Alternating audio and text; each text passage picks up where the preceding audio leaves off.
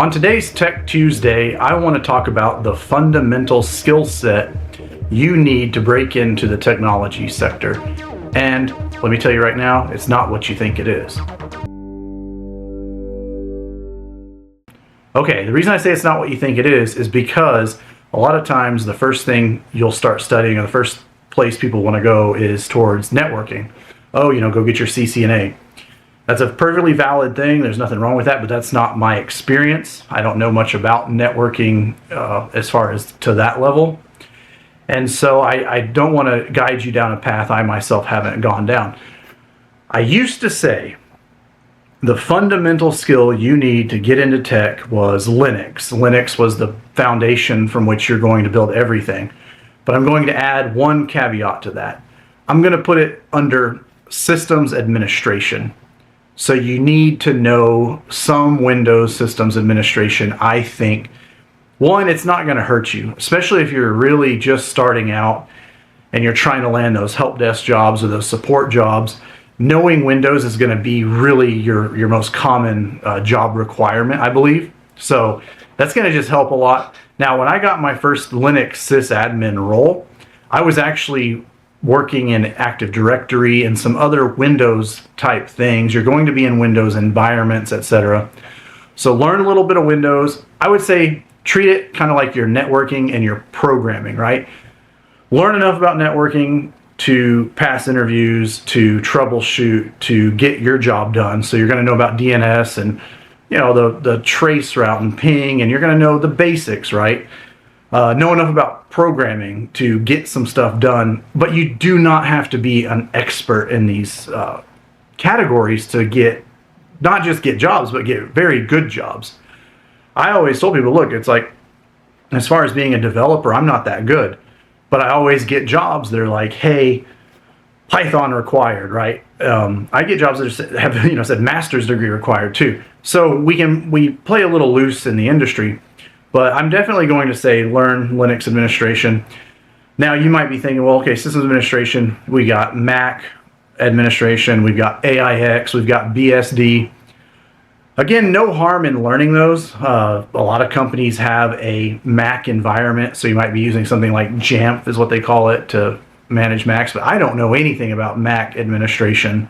I've just been a user for some jobs, right?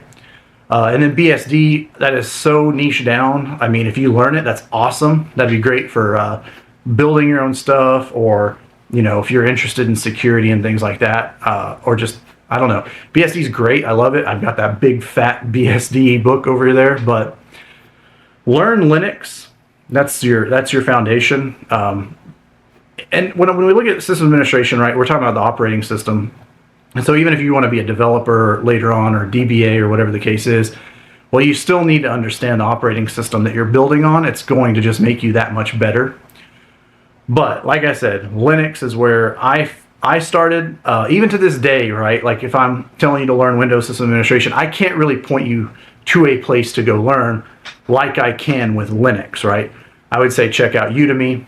Maybe, I don't know, like who has any great courses on like Windows Systems Administration. I don't know. I'm looking myself because my new role has Windows in it, and they kind of want us all to be on call and to some degree and have that experience. I'll give you an example. Just the other day, we were doing some certificate updates, and I said, hey, y'all bear with me. I'm not a Linux sysadmin. And my manager's like, okay, guys, we're going to have to stop saying that. Like, we are everything. He goes, Windows has been really good to me over his 30-plus year career. So that tells me, like, hey, there's opportunities out there you don't want to miss. And I don't think it's going to really add a heck of a lot of time. Like, you could learn as you're going, but yeah, I don't think learning Windows Systems Administration is not going to hurt you, right? Like, I know there's some old school sysadmins out there who are cringing at this thought, but in reality, it's not going to hurt you. But I know Linux. I'm going to talk about Linux, and that's what, 80% of your study should be focused on, and maybe put 20 on Windows. But just try to get to a certain point. And when I got my first Linux sysadmin job, I didn't have any certifications. You know what? I take that back. I think I had like the smallest certification, and it almost didn't even matter, right? So technically, really, I didn't have any certifications. The one I had says, hey, some stuff about Linux, but it's stuff you could YouTube in 30 minutes. So what I would do, and I'm going to cut through all the nonsense, okay? The absolute best place to start, if he's still doing it, is on O'Reilly Media, and it's a teacher named Sander van Voot. He's a Dutch guy. He's been doing this forever. His classes, from Linux to Ansible to Kubernetes, are all you'll ever need, and they're so good. And he does boot camps in person, pre-recorded, labs, anything and everything you can think of, he covers, and he's hands down the best instructor I've ever seen.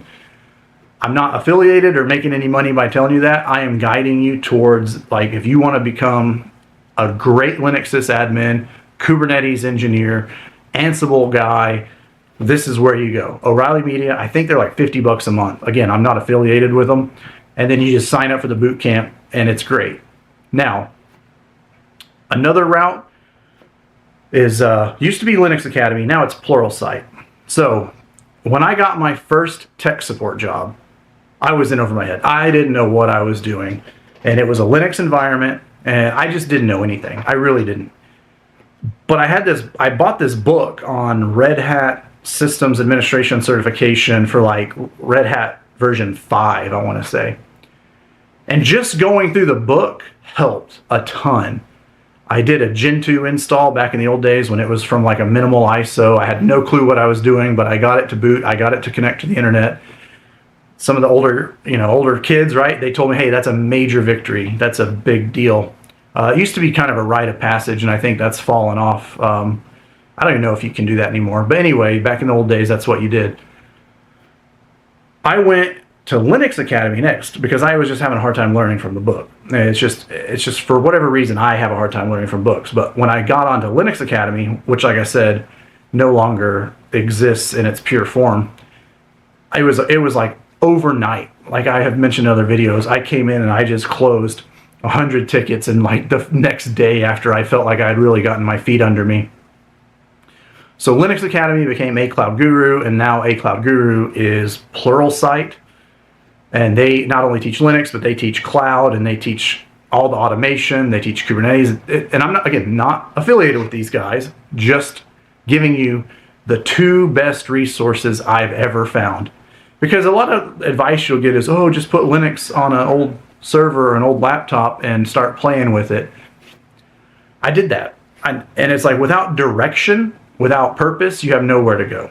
Essentially what you would want to do is you would look at the Red Hat Certified System Administrator and Red Hat Certified Engineer but the requirements to get certified, all the bullet points, and you would learn each of those bullet points, right? Now, you don't have to get certified to get jobs. It's not necessarily, it would help probably, especially if you're trying to break in, but like I said, I wasn't. A lot of other people I know weren't. But if you learn all the skills, or the vast majority of the skills, you're never going to get interviewed and someone hit like the edge of your knowledge, unless they're doing the type of interview where it's like they keep going until they hit the edge of your knowledge to see how you're going to react. I have been through so many interviews, and Linux was such a major part of, say some of these interviews. A lot of your interviewers can't. Like, you'd be surprised how quickly you can outpace a lot of people. So getting good enough or up to speed in Linux is fairly, it's going to be a weird thing. It's going to be easy at first, and you can learn each subject rather easily, and then all of a sudden it'll get complicated, right? Like the stuff that's easy will always be easy for you. And then there's like the stuff that's going to be more complicated. So that's like learning any skill though. But I would definitely say get on O'Reilly, take Sander van Voot's boot camps. Linux is the foundation for everything. Like I said, if you're developing, you might be developing for Linux. I develop almost exclusively for Linux, unless I'm doing game stuff. Then, of course, we do Windows. You need, as a database admin, right, you would need to know how to manage the databases if they're running on Linux. And a lot of the cloud, a lot of applications, a lot of databases, a lot of infrastructure, a lot of that stuff is built for Linux on Linux. So it's just going to be such a huge part of your career, and there's so much you're going to be able to do with it, and it powers so many things. And it's like, okay, well, I don't want to be a sysadmin. I want to be this or that. Like I said, a developer, a cloud engineer, a security engineer.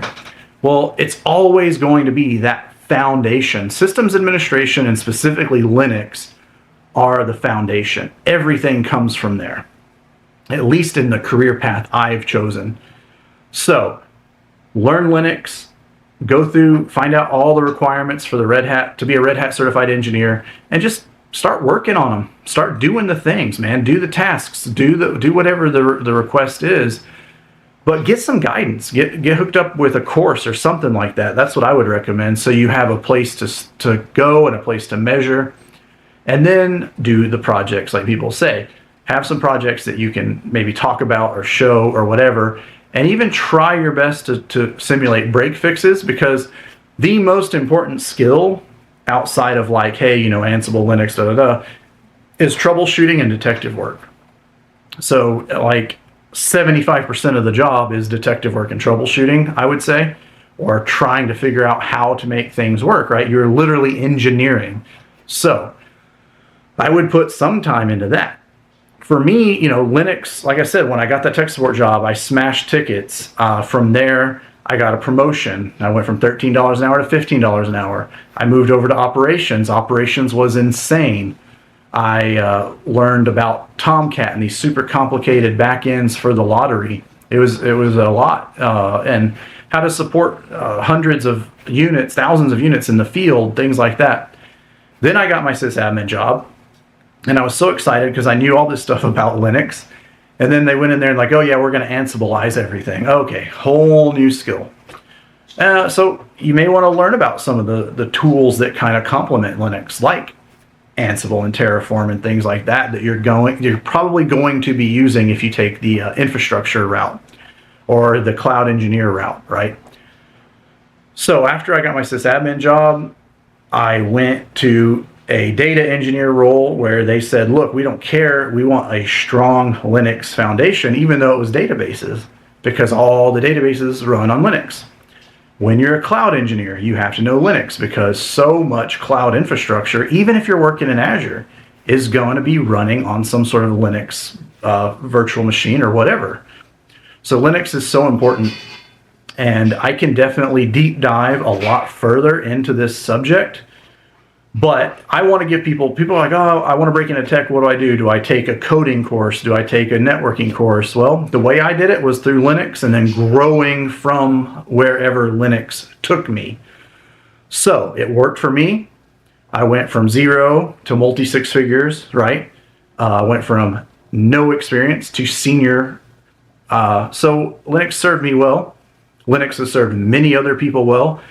Linux isn't taught in universities that I've ever been to, and I've taken computer science courses, and I've talked to university graduates, and I've talked to some of the most prestigious computer science university graduates, and they had no idea how firewalls worked, how operating systems worked, any of that stuff. So you're learning. This is kind of your way into these six-figure, nice work-from-home roles without having to have a degree. And Linux is going to take you really far. It's going to be super useful when you start building your own companies and your own products and your own ideas. Linux is going to give you free routes that you otherwise might not have had, and it's going to give you this flexibility. And so it's definitely what I would say is the foundational skill you need to have to really break into the technology industry.